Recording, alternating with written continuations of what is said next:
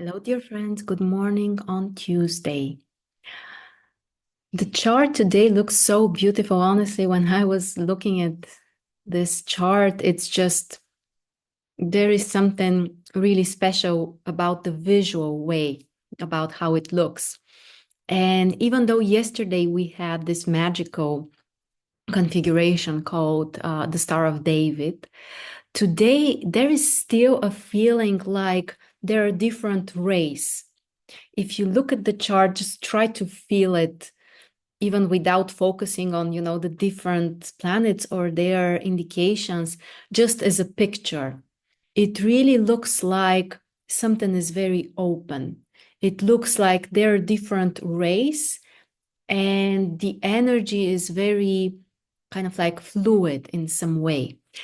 Also, what's interesting, if you look closely, you will see that currently there are no conjunctions between the planets. So all of the planets are kind of like on their own, taking their own space. And such a configuration is called a splash without conjunctions. And this configuration allows us to focus on many things.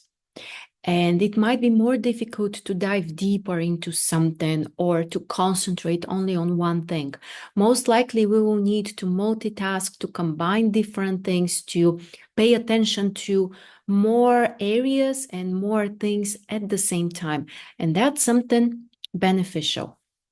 On the other side, the transiting moon will be together with the south node. And this is an aspect which can bring some kind of focus on the past, letting go of something, releasing the space, especially when it comes to relationships or connections with other people or their influence, or, for example, if we feel dependent on someone. It's great to work this through and to open up the space for something new. After all, we are getting to the last phase. We are close to the balsamic phase of the lunar cycle. Basically, the moon is in the previous sign before the sun, which is also a great time for completing something, finishing it, polishing it, and also letting go of things that you don't want to take with yourself in your future. So, from one side, the chart is very open because of those rays and because of the splash configuration, the fact that it really looks like a star. At the same time, we have this last lunar phase, which is more internal, which is more focused on processing something. So for inner work and preparation and completing something, the process can be very beneficial. And yet it doesn't have to be only one particular thing. It could be about generally finding this inner balance within ourselves, which also resonates very well with the Libra position of the moon.